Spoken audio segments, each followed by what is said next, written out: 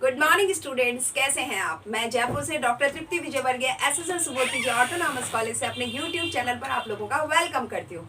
उम्मीद करती हूँ आपने मेरे चैनल को सब्सक्राइब कर दिया है, मेरे वीडियोस आपको पसंद आ रहे हैं। आप मेरे वीडियोस को शेयर और लाइक करना मत भूलिएगा। Thank you for keep watching my videos regularly. Now we are covering the factory act 1948। देखो, ये जो 1948 का फैक्ट्री एक्ट है, जिसको हिंदी में कारखाना अधिनियम कहते हैं, इसका अमेंडेड जो एक्ट है वो 2016 है। मैं हर वीडियो में ये लगभग आपको रिवाइज कर रही हूँ ताकि आपके दिमाग में रहना चाहिए कि न्यू फैक्ट्री एक्ट अमेंडेड है जो वो 2016 है। पर क्योंकि आपके सिलेबस में 1948 को कवर किया गया है तो हम पूरा पढ़ वही रहे हैं, लेकिन कहाँ कहाँ कौन कौन से प्रोविजन में बदलाव हो गया है और 2016 आ गया है वो भी मैं आपको इंट्रोड्यूस करती जाऊंगी। तो keep watching my videos regularly, आपको नई चीजें पता चलती रहेंगी। राइट, अब आगे बढ़ रहे हैं। अभी तक हमने सेक्शन जो चैप्टर 4 है वो कंप्लीट कर लिया था। फिर से बता रही हूँ, इसमें चैप्टर 11 है पर नंबर ऑफ चैप्टर्स 12 है, क्योंकि चैप्टर नंबर 4 दो पार्ट में है। एक तो है चैप्टर 4 और एक है चैप्टर 4A। मैंने चैप्टर 4 तक कंप्लीट करवा दिया है मेरे लास्ट वीडियोस में। आज मैं चैप्टर 4A को लेकर के साथ में चैप्टर 5 और चैप्टर 6 को कवर करती हूँ। जो चैप्टर 4A है उसमें जो सेक्शन नंबर 41 है उसका A से लेकर के और H तक के प्रोविजंस हैं। तो सेक्शन वही 41 चल रहा है जो चैप्टर नंबर 4 में था।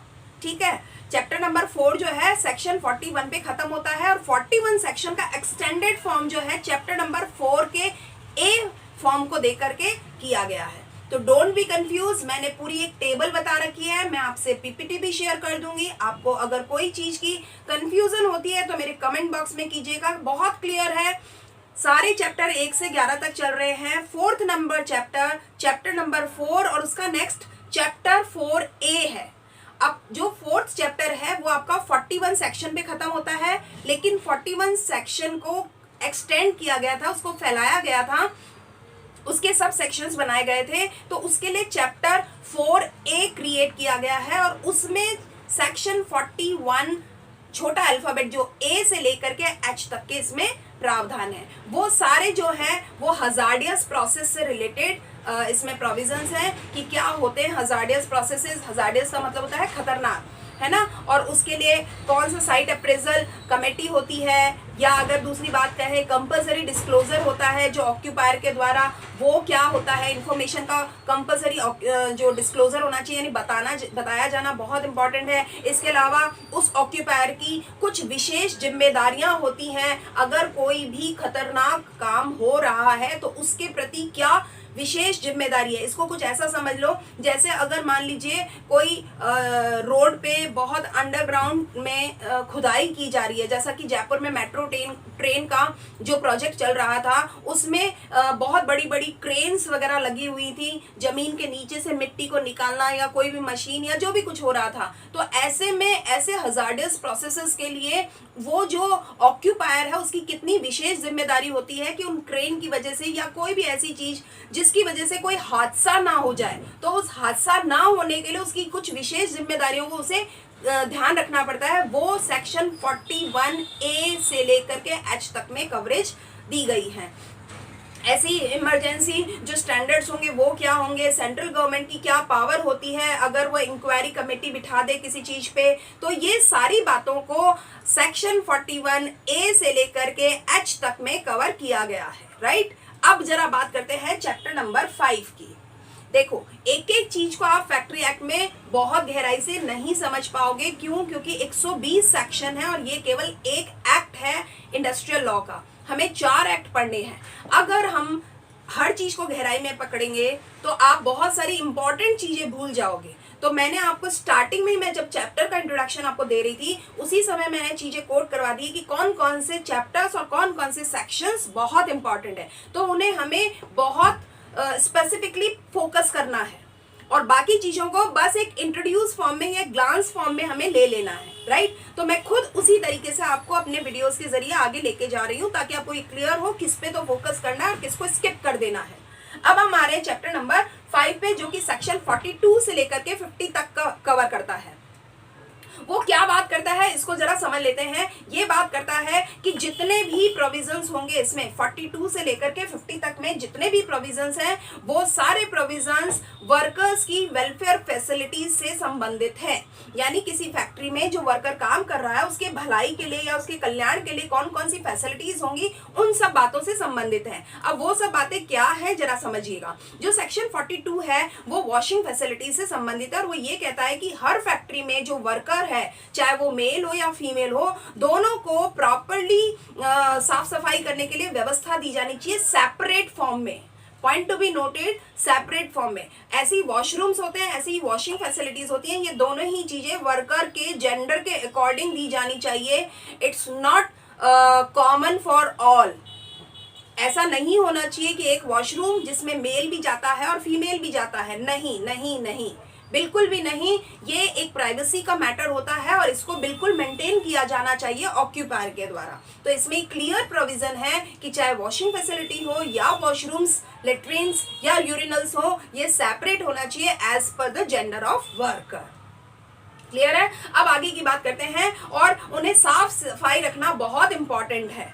ये तो था 42 सेक्शन। अब 43 जो कहता है वो जो सूखे कपड़े वगैरह होते हैं उनके रखने की जगह, उसके बारे में, उस सुविधा के बारे में बात करता है कि हर वर्कर को अपने पहने हुए कपड़े को रखने की व्यवस्था दी जाना इंपॉर्टेंट है। क्यों? क्योंकि वहां पे तो वो फैक्ट्री के कपड़े पहनेगा, उसे वो यूनिफॉर्म पहननी होगी। तो जो गीले कपड़े हैं या जब वो अगर पानी का काम करता है तो उस कपड़ों को उन्हें कहाँ रखना है, इस तरह की व्यवस्था जो कि facility of storing and drying of clothing होता है, इससे संबंधित है 43 सेक्शन। अब 44 सेक्शन जो होता है वो बैठने की व्यवस्था के बारे में बताता है कि बैठने की सही समुचित व्यवस्था होनी चाहिए और हर वर्कर को बैठने का उसका पोजीशन के हिसाब से व्यवस्था दी जानी चाहिए। यानी जिस वर्क प्लेस पे वो काम कर रहा है, जिस मशीन पे वो काम कर रहा है, वो मशीन पर बैठने की किस तरह की डिमांड है, किस तरह का स्टैंडर्ड फॉलो करना है, उस तरह की उसे सीट दी जानी इंपॉर्टेंट है। अगर बैठ कर के काम कर सकता है वर्कर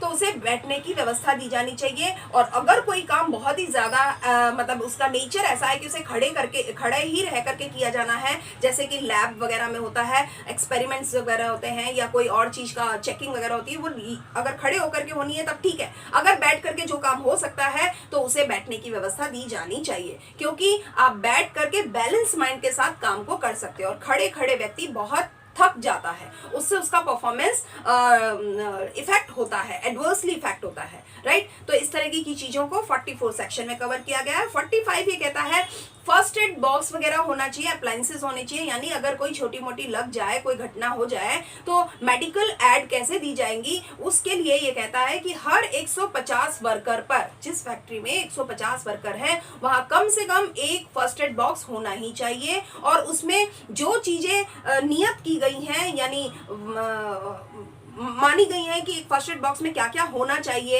एक एडेसिव होना चाहिए, एक आपका ऑइंटमेंट होना चाहिए, बैंडेज होनी चाहिए, स्पिरिट या डिटॉल या कॉटन, ये सब होनी चाहिए। तो ये प्रिस्क्राइब्ड जो भी इसके चीजें हैं, कंटेंट्स हैं, वो उसमें होने चाहिए। और एक उसके लिए व्यक्ति जिम्मेदार होना चाहिए कि उसे पता हो कि फर्स्ट एड बॉक्स कहाँ है, उसको कैसे यूज करना है, वापस क्या चीज कम रह गई है उसमें और कैसे स्टोरिंग करनी है, वो सारी चीजें। और जिस फैक्ट्री में 500 से ज्यादा वर्कर काम कर रहे हैं वहां पे एक एम्बुलेंस रूम की भी व्यवस्था होनी ही चाहिए। ऐसा सेक्शन 45 क्लियर करता है।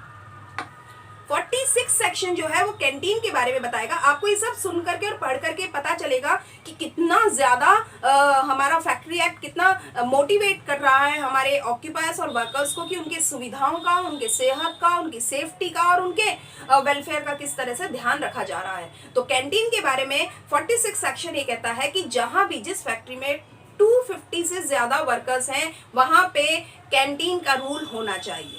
वहाँ कैंटीन होनी चाहिए, खाने पीने की व्यवस्था होनी चाहिए और उसमें खाने में फूड स्टफ या उसका जो कंस्ट्रक्शन, फर्नीचर या इक्विपमेंट ऑफ कैंटीन है वो प्रॉपर होने चाहिए। यानी जितना जरूरत हो उतना उस तरीके का चीजें होनी चाहिए। गवर्नमेंट ने इसके लिए रूल्स और नॉर्म्स बना रखे हैं, उन रूल्स और नॉर्म्स को फॉलो करते हुए इस कैंटीन की व्यवस्था दी जानी जरूरी है। ऐसा सेक्शन 47 एक और बात कहता है जो कि शेल्टर, रेस्ट रूम या लंच रूम के बारे में कहता है। वो कहता है जिस फैक्ट्री में 150 वर्कर से ज्यादा काम कर रहे होते हैं वहां पे रेस्ट रूम का मतलब होता है थोड़ा सा आप एनर्जी रिवाइव कर लो, रेस्ट कर लो। जैसे वो जो लंच पीरियड होता है उसमें लंच करने के बाद 5-7 मिनट या आधा घंटा जो भी है वो रिक्रिएशनल रूम टाइप हो जाते हैं। तो रेस्ट रूम होना चाहिए, लंच रूम होना चाहिए, और ऐसे रूम में पानी की फैसिलिटी भी होनी चाहिए, साफ सफाई भी होनी चाहिए। सेक्शन 47 ने कवर किया इस चीज को। अब सेक्शन 48 क्या कहता है? क्रैचेस के बारे में कहता है, यानी जो महिलाएं जिनके बच्चे छोटे हैं वहां पर उन बच्चों को वो ला सके और उनकी देखभाल कर सके, ऐसा प्रावधान फैक्ट्री एक्ट ने ये कहा है कि जिन फैक्ट्री में 30 से ज्यादा महिलाएं हैं, 30 से ज्यादा महिलाएं हैं, तो वहां पे सफिशिएंट लाइटिंग की व्यवस्था करते हुए, वेंटिलेशन की व्यवस्था करते हुए और ट्रेंड वुमेन होने की व्यवस्था करते हुए एक ट्रेनिंग होनी चाहिए। वहां पे एक महिला ऐसी होनी चाहिए जो ट्रेंड हो, वो उन बच्चों की देखभाल कर सके जिन महिला वर्कर्स ने अपने बच्चों को वहां छोड़ा है। तो यानी ना केवल क्रैच की व्यवस्था हो, बल्कि क्रैच के लिए एक ट्रेंड महिला भी वहां होनी चाहिए जो कि उन बच्चों को देखभाल कर सके। 49 सेक्शन जो है वो वेलफेयर ऑफिसर की बात करता है, यानी कि जिस फैक्ट्री में 500 या 500 से ज्यादा वर्कर काम कर रहे हैं वहां पर एक कल्याणकारी अधिकारी की नियुक्ति होना बहुत जरूरी है जो कि वर्कर्स के वेलफेयर को देख सके। अब इन टोटल आपको मैंने जो चैप्टर 5 है वो समझा दिया है। अब आगे बढ़ते हैं चैप्टर 6 पे, जो कि 51 से लेकर के 66 सेक्शंस को कवर करता है, और ये कहता है वर्किंग आवर्स के बारे में। आपको हर चैप्टर का हेडिंग में बार बार बता रही हूँ, और मैंने मेरे उस वीडियो में जिसमें मैंने चैप्टर्स को कंटेंट को क्लियर किया था उसमें भी मैंने लिख के बताया है। आपको कम से कम अपने चैप्टर के हेडिंग्स पता होने चाहिए कि चैप्टर 4 किस बारे में कहता था, चैप्टर 5 किस बारे में कहता है और चैप्टर 6 किस बारे में कह रहा है। तो फिर से रिपीट कर रही हूँ, चैप्टर 6 वर्किंग आवर्स के बारे में कहता है, वर्कर के वर्किंग आवर्स क्या होंगे। अब वहां पे ये कहता है, यानी वर्किंग आवर्स फैक्ट्री में या हॉलिडे में जो भी है उसके हॉलीडेज का क्या प्रावधान रहेगा, उन सब बातों के बारे में ये कवरेज करता है। तो जो 51 सेक्शन है, वो 51 सेक्शन जो है वो वीकली आवर्स के बारे में बात करता है कि किसी भी हफ्ता में 48 घंटे से ज्यादा काम नहीं किया जाना चाहिए एक वर्कर को, यानी एक ऑक्यूपायर जो है उसे वो एक हफ्ते में 48 घंटे ही यूज करे, उससे ज्यादा नहीं। ठीक है, यानी 8 घंटे अगर ऑन एन एवरेज मानेंगे तो 8 घंटे हर दिन का। 52 जो सेक्शन है वो कहता है कि हर सप्ताह का पहला दिन यानी कि जो संडे है उसे वीकली हॉलिडे माना जाना चाहिए। 53 जो सेक्शन है वो कहता है कंपनसेटरी हॉलिडे भी मिलना चाहिए। अगर कोई वर्कर संडे के दिन काम करने आ रहा है तो उसे हफ्ते का किसी दूसरे दिन पर उसे हॉलिडे मिलना चाहिए, यानी कोई ना कोई एक हॉलिडे उसे मिलना चाहिए 7 दिनों के दरमियान।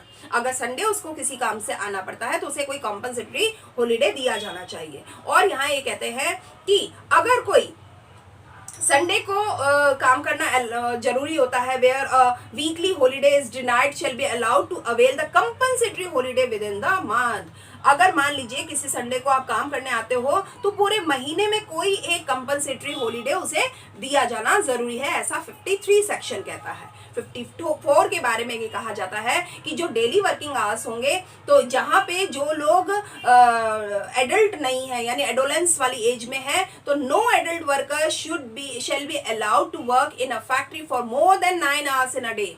इसका ये मतलब है कोई भी एडल्ट जो है उसे एक दिन में 9 घंटे से ज्यादा काम नहीं लिया जाना चाहिए। सेक्शन 55 ये कहता है जो इंटरवल्स हैं या रेस्ट पीरियड है उसमें किसी को भी 5 घंटे से ज्यादा उसे अगर काम में लिया जा रहा है तो कम से कम आधा घंटे का उसे रेस्ट पीरियड दिया जाना चाहिए। ठीक है, अब उसके साथ में एक और चीज कही है कि जो इंस्पेक्टर है वो उसे 6 घंटे तक भी बढ़ा सकता है अगर वो समझता है, यानी 6 घंटे के काम करने के बाद में अगर 6 घंटे से ज्यादा का काम किया जा रहा है तो कम से कम आधा घंटे का उसे रेस्ट पीरियड दिया ही जाना चाहिए। इसके अलावा जो सेक्शन 56 है वो स्प्रेड ओवर के बारे में बात करता है, यानी जो रेस्ट पीरियड है वो कहता है shall not spread over more than 10 to or half hours in any day. 10 minute से 30 मिनट तक का होना चाहिए, इससे ज्यादा का नहीं होना चाहिए। और इसे 12 घंटे के उसमें इंस्पेक्टर में increase spread over up to 12 hours, उसे वो 12 आवर्स तक में भी बढ़ाया जा सकता है। ठीक है, अब आगे की बात करते हैं, नाइट शिफ्ट की बात करता है 57 सेक्शन, यानी कोई शिफ्ट अगर मिडनाइट से बाद में भी अगर होती है यानी नाइट शिफ्ट होती है तो उसे 24 घंटे में उसके शिफ्ट के एंड होने पर एक उसे रेस्ट पीरियड मिलना चाहिए, एक हॉलिडे मिलना चाहिए। ठीक है, आगे बात करते हैं। 58 ये कहता है कि ओवरलैपिंग शिफ्ट्स को मना ही करता है, यानी अगर आप शिफ्ट्स की ओवरलैपिंग करते हो तो वो चीज मना है, वो अलाउ नहीं है। तो worker shall not be carried in any factory by means of system of shift so arrange that more than one relay of the workers is engage in the work of same kind of same time.